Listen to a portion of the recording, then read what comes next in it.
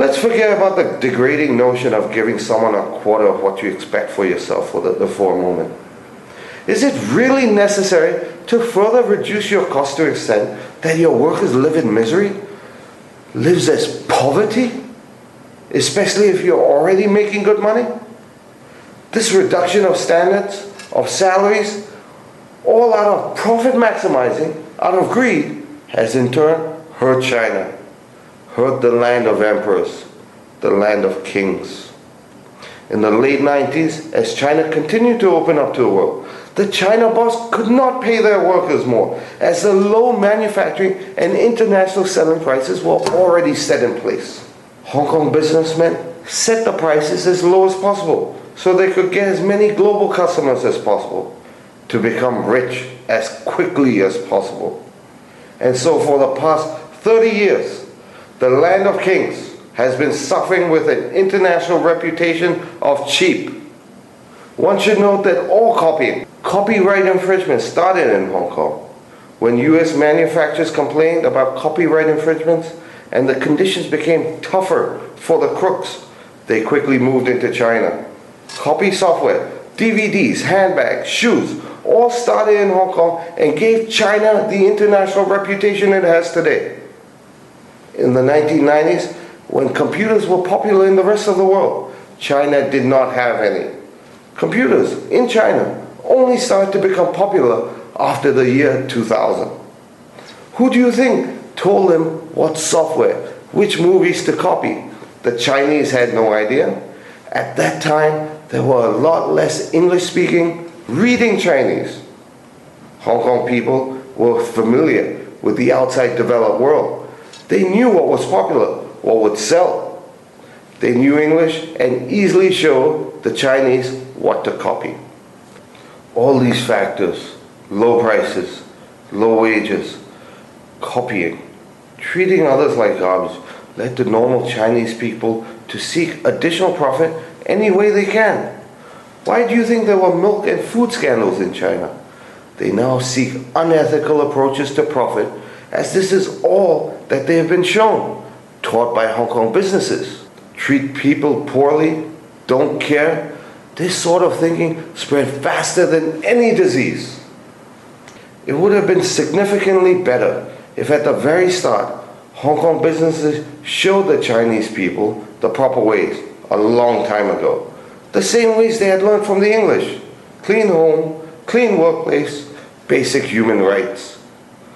Chinese do not need this sort of reputation.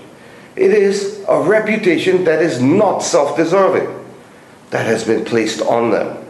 For 40 years, Hong Kong bosses made money, and lots of it. Once did, provided higher salaries to their employees. Hong Kong people could afford a better life.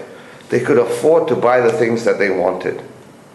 They did not do the same for the China worker, as this would have increased their costs, reduced their profit. In the eyes of the Hong Konger, as Chinese are not the same as them, they should not get the same. What level, class, Hong Kongers think of the China worker can be determined by what the worker has received. Quarter pay, cheapest living conditions, cheapest working conditions. Every Hong Konger must come to the realization that everything that they have and enjoy in Hong Kong is a direct result of the exploitation of the Chinese worker. Hong Kong was built on the backs, sweat, and tears of the China worker. Every nice building, every luxury, a direct result.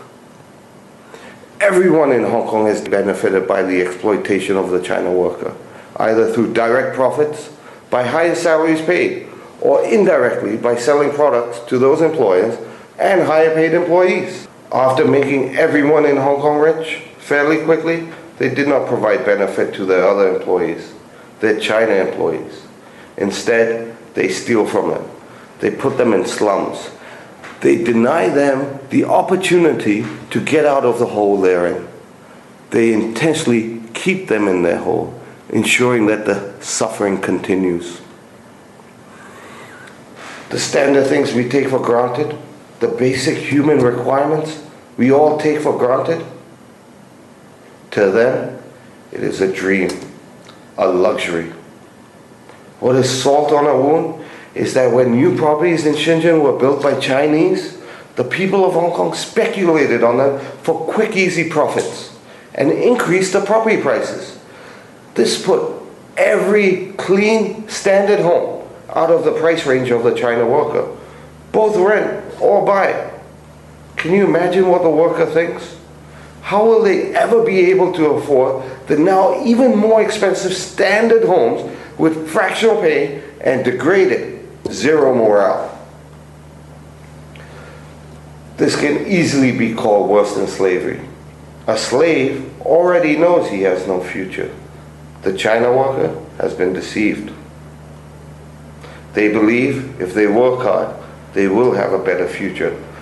They believe one day they will be able to live and start a family in a nice, clean, standard home. But the reality is, only those Hong Kong bosses employ to keep their costs down, to keep their Chinese workers' salaries down. Their managers can afford them. How will the worker afford high rent if they continue to speculate on properties? Reminds me of donkeys and carrot sticks. I feel it's quite dangerous to think of another one as cheap, or less than oneself. It easily leads one to commit things such as calling names, or severely worse, slavery and its different forms. Hong Kong people use an excuse, the exchange rate, to rape their own people, rape their country, and it is exactly what they have done. Perhaps they will retort by saying that everyone else in the world does the same as well. I say, if any foreigner, as Hong Kong people call themselves, were to realize and change the unfair situation, improve China, it should have been the Hong Kong businessmen. They had the knowledge. They knew the way. They had the money. They have family. Instead, they continue to do the opposite. Now, if a real foreigner sees a Hong Kong Chinese raping and stealing from their own kind, why should they feel differently about stealing and doing the same to Chinese? In actuality, foreigners from the rest of the world have been changing China for the better, showing and improving towards the same high standards as the rest of the world. Perhaps Hong Kong people will say that they are giving jobs to do, improving their lives. What improvement is there when their whole existence is to be surrounded by filth, disease, and disparity? What excuse is there for putting them in the cheapest, dirtiest, dilapidated places? Surely there can be no other. It is very clear to me that the Chinese worker is not paid enough. It is very clear when their children need to work so that they can make ends meet. This is actually quite common in China. If parents were paid enough, they would send their children to school. It is not necessary for them to work, as parents are earning enough. This is common knowledge. It is only when the parents are not earning enough that they request their children to help, the great sacrifice of a loving child. When children are not in school, they end up doing jobs that paid less than minimum wage. How will those who don't go to school have the ability to become skillful, intelligent?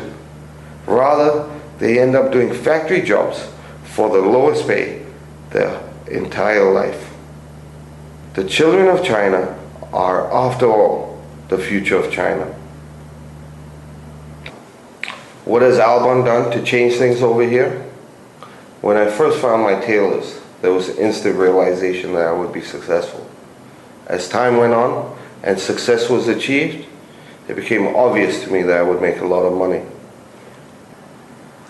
In addition to paying the highest wages around, since the first day we opened in China, nearly double compared to other Hong Kong tailors.